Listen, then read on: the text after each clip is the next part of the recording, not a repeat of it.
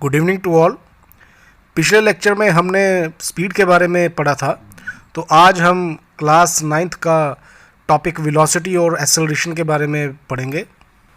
तो शुरू करते हैं। वेलोसिटी वेलोसिटी बेसिकली हमारे पास स्पीड ही है जिसमें एक पर्टिकुलर डायरेक्शन हम बोल देते हैं। तो दूसरे वर्ड्स में मैं कह सकता हूँ जो वेलोसिटी है that is a speed with direction. तो इसकी दूसरी डेफिनेशन है velocity is defined as the displacement per unit time. तो यहाँ से हमारा वेलोसिटी का फॉर्मूला बन जाएगा v is equals to displacement over time. अब डिस्प्लेसमेंट जो है वो एक वेक्टर क्वांटिटी है, तो उस वजह से जो हमारे पास वेलोसिटी होगी वो भी क्या हो जाएगी, एक वेक्टर क्वांटिटी। तो हम यहाँ पे कंक्लूड कर सकते हैं कि भाई जो वेलोसिटी है that is a vector quantity. अब इसके ऐसा यूनिट देख लेते हैं। वेलोसिटी का फॉर्मूला है हमारे पास डिस्प्लेसमेंट ओवर टाइम। डिस्प्लेसमेंट का ऐसा यूनिट है हमारे पास मीटर और टाइम का है हमारे पास सेकंड। तो उस हिसाब से हमारे पास वेलोसिटी का ऐसा यूनिट बन जाएगा मीटर पर सेकंड। अब आगे फिर हम डिफरेंस स्टडी कर लेते हैं अपना स्पीड और वेलोसिटी का।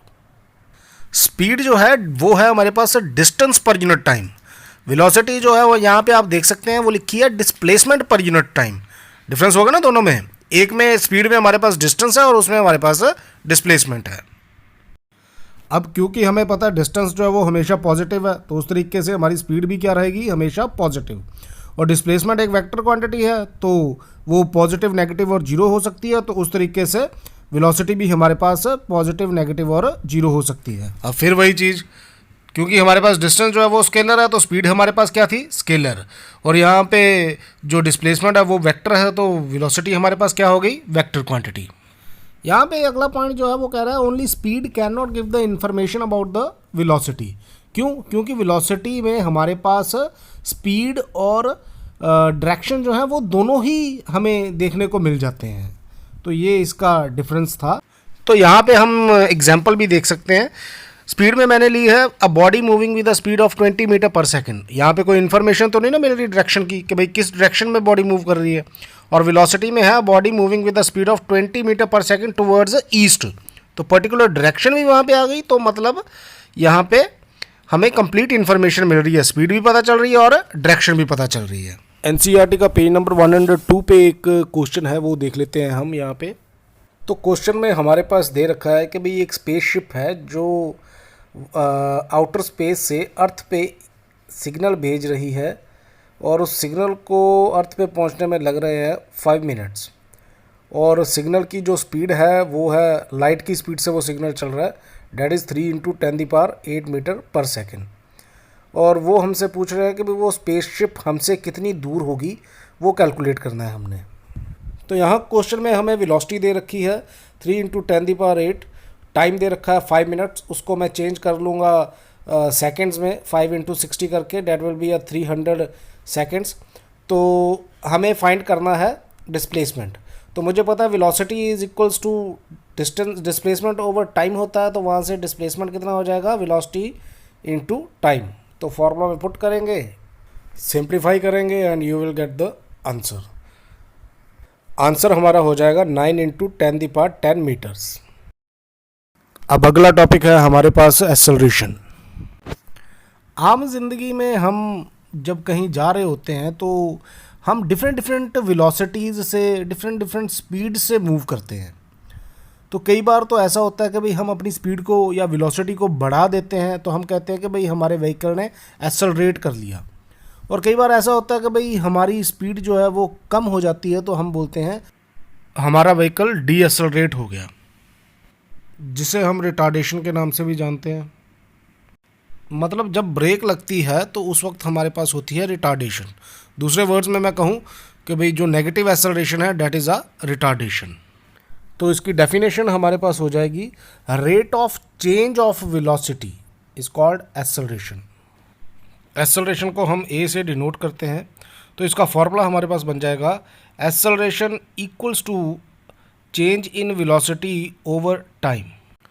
अब चेंज इन वेलोसिटी हमारी हो जाएगी final velocity minus initial velocity. तो फाइनल वेलोसिटी हमारी v से डिनोट करते हैं और इनिशियल वेलोसिटी u से डिनोट करते हैं।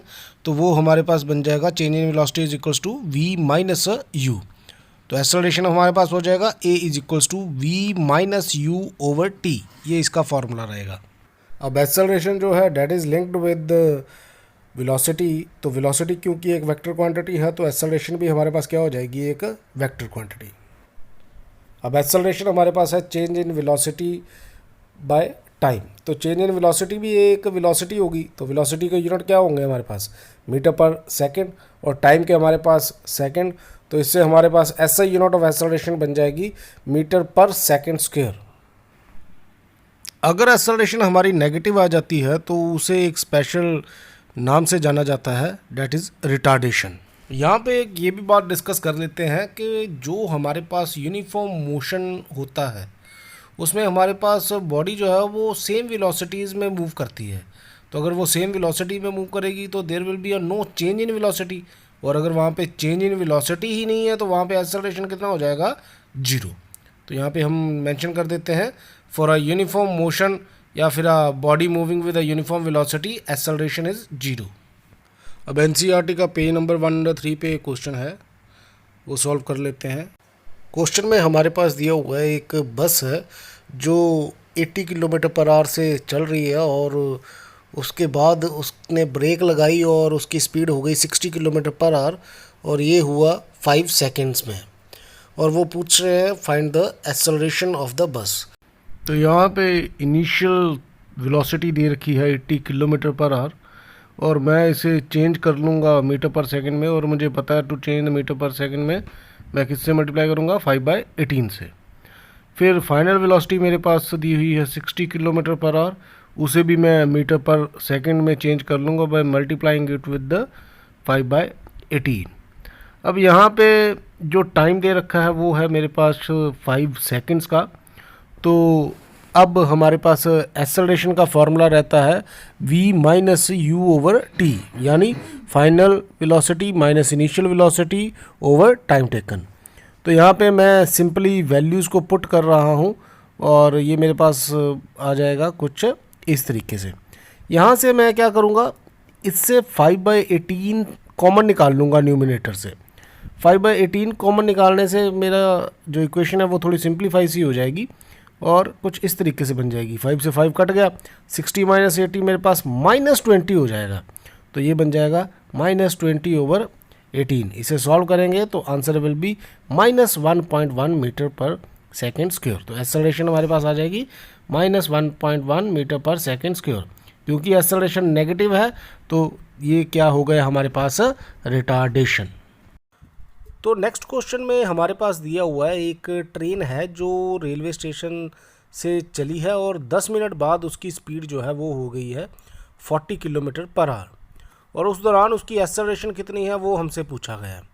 तो सबसे पहले तो हम ये जान लेते हैं कि भाई जब ट्रेन स्टेशन पे रुकी होगी उस वक्त हमारे पास उसकी इनिशियल वेलोसिटी कितनी होगी, 0, क्योंकि रुकी हुई चीज़ की वेलोसिटी होती ही नहीं, तो इनिशियल वेलोसिटी यहाँ पे हो गई 0। और उसकी फाइनल वेलोसिटी कितनी हो गई यहाँ पे, 40 किलोमीटर पर आवर।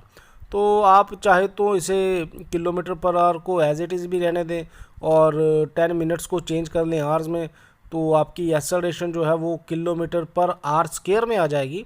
नहीं तो अगर आप SI में चाहते हैं तो आप किलोमीटर पर आवर को चेंज कर सकते हैं into the metre per second. वो हमें पता है कि भाई हम कर लेते हैं बाय मल्टीप्लाइंग बाय द 5/18, तो वैसे भी हम कर सकते हैं। यहाँ पे हमारे पास u जो है वो है हमारे पास 0 और v हमारे पास दिया हुआ है 40 किलोमीटर पर आवर। मैं इसे चेंज कर लूँगा into the metre per second, मैं इसको मल्टीप्लाई कर दूँगा 5/18 से, और मेरे पास टाइम दे रखा है यहाँ पे 10 मिनट्स। तो एक्सेलरेशन का फॉर्मूला हमारे पास रहता है v minus you over T. तो यहाँ से मैं वैल्यूज़ को पुट करूँगा, सॉल्व करूँगा and I will get my answer.